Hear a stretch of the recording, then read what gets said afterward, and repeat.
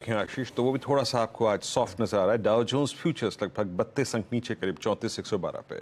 Dow Jones futures थोड़ा दबाव में है।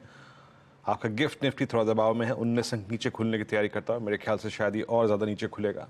और नेस्डैक फ्यूचर्स 25 अंक नीचे।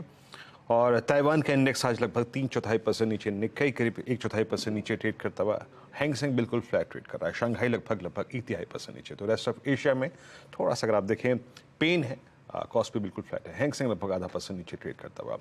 खैर, इस कार्यक्रम में आज जैसे कि अभी नीरज आशीष ने पूरी की पूरी जो खबरों का ताता है वो कैसा है वो बता ही दिया आपको, लेकिन आज हम जिस तरीके से बातचीत करेंगे उसमें पहले नीरज जी से ग्लोबल प्रोस्पेक्टिव कैसा है आज उस पर बातचीत करेंगे। कुछ देर में यूएस मार्केट और साथ ही साथ इजराइल हमास का जो ये जो युद्ध है वो कल एक और आई थिंक एक क्रिटिकल फेज में पहुंच गया।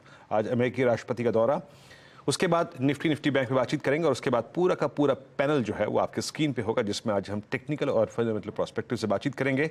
हमारे साथ आज बातचीत करने के लिए होंगे पूरा का पूरा पैनल में राजेश सतपुते, प्रकाश.com के प्रकाश काबा, मानस जायसवाल, प्रशांत सावंत, आशीष बहती, आशीष चतुर्मोता और धर्मेश कांत। आशीष, बढ़िया, ये हो जाएगी मुनाफे की तैयारी पूरी।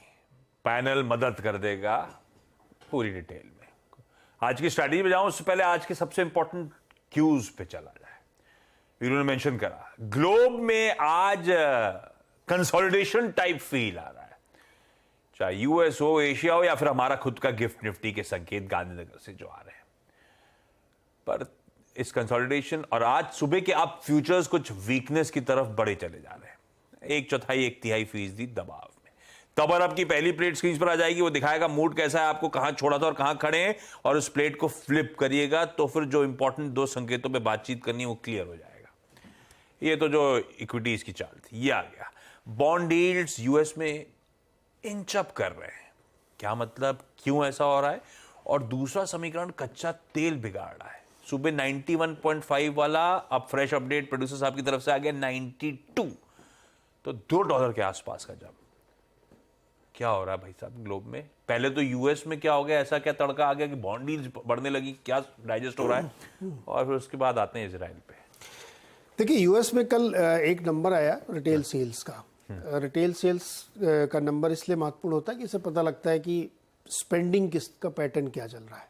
तो उम्मीद थी कि 0.3% मंथ ऑन मंथ ग्रोथ उसमें आनी चाहिए, जो कि 0.7% आई है, जो कि बहुत बड़ा नंबर है। एक बात और ध्यान रखिएगा इसमें कि जो पिछली बार का नंबर आया था उसको रिवाइज किया गया तो 0.8 आया है। अब अगर इस 0.7 को आप रिवाइज करेंगे तो ये 1 के पार जा सकता है। इस तरीके के नंबर्स ये इंडिकेट कर रहे हैं कि अभी भी स्पेंडिंग कम नहीं हुई है। हालांकि बहुत कॉन्ट्रडिक्टरी, लोगों की जेब में पैसे नहीं है या अब नई सैलरी बढ़ के आ रही है उससे खर्च करें, जो भी रीजंस हो, लेकिन रिटेल सेल की स्पेंडिंग का मतलब है इन्फ्लेशनरी प्रेशर। तो उस जैसे ये नंबर आया तो बहुत अच्छी खबर मानना चाहिए इसको कि इकॉनमी बढ़िया तेज़ कर रही है, लेकिन बॉन्ड यील्ड तुरंत फिर उससे बहुत तेज़ी से भागे। तो 2 साल, 10 साल, 30 साल जो भी आप देखेंगे बेंचमार्क, जो कि 10 साल लोग बेंचमार्क मान के चलते हैं, तो वो आपकी 4.8 थे। अभी कल परसों तक ये 4.6 पे आ गई थी, तो वहाँ से फिर से भाग के गई। अब बॉन्ड यील्ड बढ़ने का सीधा सीधा मतलब ये होता है कि फेड के ऊपर एक बार फिर से दबाव बनेगा कि आप ब्याज दरें बढ़ाएं।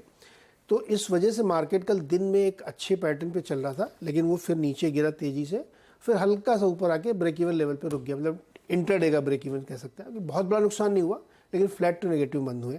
आईटी वाले थोड़ा ज़्यादा गिर गए, हमेशा की तरह की आईटी में ज़्यादा पिटाई होती है। तो यूएस का मार्केट ये बर्दाश्त कर रहा था ये झटका। दूसरा झटका फिर उसको क्रूड ऑयल से लगा और उसका कनेक्शन इजराइल में बढ़ते तनाव से था। तो क्रूड ऑयल में जंप आया तो फिर थोड़ा और ये नीचे आया, और इसलिए फ्यूचर्स भी आपको नीचे दिख रहे हैं। अब इजराइल में 2 तरह की खबरें हैं। एक तो जो इंस्टेंट इमीडिएट खबर हम लोग सुबह चर्चा कर रहे थे कि एक हमला हुआ वहाँ के अस्पताल में, गाजा इजराइल और गाजा के बीच में लड़ाई चल रही है। तो उस गाजा स्ट्रिप में एक अस्पताल में एक रॉकेट से हमला हुआ जिसमें 500 से ज़्यादा लोग मर गए हैं। बहुत बड़ी घटना है। सब सिविलियन होंगे, सब सिविलियंस हैं। अब वो हमला इजराइल ने किया है या हमास ने खुद किया है या हमास के किसी और संगठन ने किया है, इसको एक दूसरे ऊपर ब्लेम गेम चल रहा है। तो एक स्वाभाविक तौर पे लोग कह रहे हैं कि चूंकि गजा में हुआ इसलिए इजराइल ने किया होगा। इजराइल कह रहा मैंने नहीं किया, क्योंकि वो सिविलियन इलाका था और हॉस्पिटल तो हम बिल्कुल नहीं कर सकते। तो नाम एक निकल के आया कि ये कोई इस्लामिक जिहाद नाम का संगठन है, उसने किया है। अभी ये तय वो नहीं क्यों है। करेगा? एस्केलेशन के लिए? हाँ, मैं बता रहा हूँ क्यों करेगा, उसके पीछे रीजन है। अभी ये सर्टन नहीं हो पाए किसने किया, लेकिन ये हो जाएगा। क्योंकि जब आप वॉर जोन में जाते हैं तो आप जो इक्विपमेंट यूज करते हैं उसकी सबकी मार्किंग होती है, 2 मिनट पता चल जाएगा कि ये रॉकेट किसने मारा था। तो ये विवाद अभी चल रहा है, लेकिन 500 लोग मरे, ये एक चिंता की बात है। अब वही लोग क्यों मारेंगे?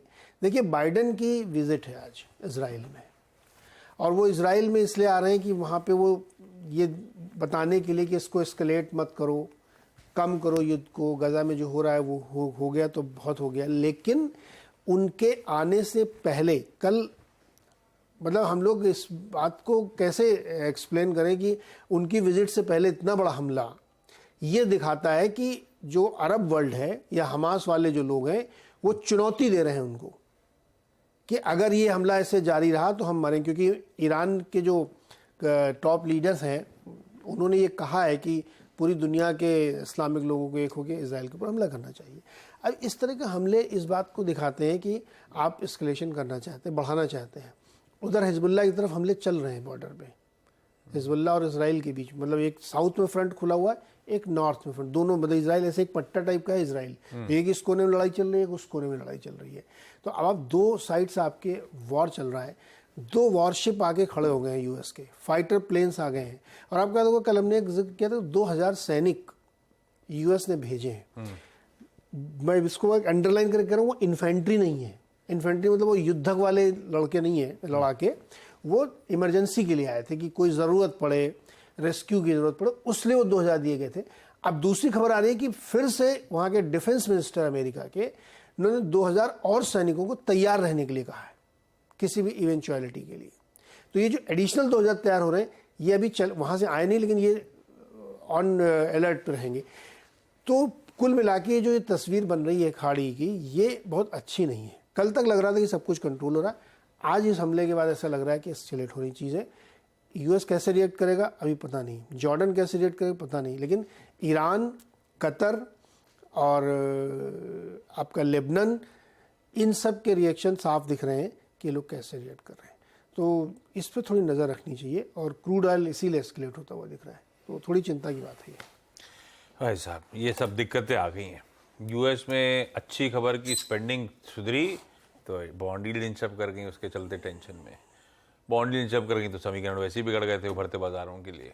अब उसके बाद ये कच्चा तेल हमारे लिए एडेड सरदर्द है, क्योंकि इसराइल का कॉन्फ्लिक्ट एस्केलेट हो गया है ओवरनाइट की उसके तौर पे। हाँ, इन सब के बीच में चाइना का जीडीपी अच्छा आ गया 4.9% की ग्रोथ है, स्ट्रॉन्गर देन एक्सपेक्टेड है। तो देखते हैं चाइना खुद शांघाई कैसा रिएक्ट कर रहा है, दिखाएंगे शांघाई हैंगसेंग पर, दिखाइएगा जरा ग्लोब पे कैसा रिएक्शन है, उनके खुद के बाजार कैसे रिएक्ट कर रहे हैं। उनके यहाँ वो गार्डन सिटी आजकल में डिफॉल्ट करने वाला है बॉन्ड पेमेंट का, तो एवरग्रांडे के बाद ये वाले भाई जान, हाँ, तो वो बहुत अच्छा करेगा। तो उनकी सरदर्द उनकी जगह, हाँ वही हो रहा है। शांघाई पस्ती पड़ा हुआ है, अच्छे जीडीपी नंबर्स पे भी कोई रिएक्शन नहीं, तो छोड़ दीजिए, हमारे लिए वो इंटरेस्टिंग क्यों रहा नहीं। ये है ग्लोब के समीकरण, थोड़े से दिक्कत भरे, और आज एक इंपॉर्टेंट दिन है खासतौर पे इजराइल को लेकर अपडेट्स के लिहाज से। ऐसे ग्लोबल संकेत आज दिक्कत वाले, कल सुबह बढ़िया थे। कल का निफ्टी प्लीज स्क्रीन पर रखिएगा। अच्छे ग्लोबल संकेतों के बीच में बढ़िया कल का सेशन, 3 दिनों की सुस्ती, 3 दिनों के दबाव से उभरे कल ऑलमोस्ट आधे % का उछाल था। और कल सुबह 7 बजे जो चर्चा हुई थी निफ्टी की स्ट्रैटेजी को लेकर, वो थी कि गिरावट में खरीदारी करने के मौके ढूंढने वाला बाजार था।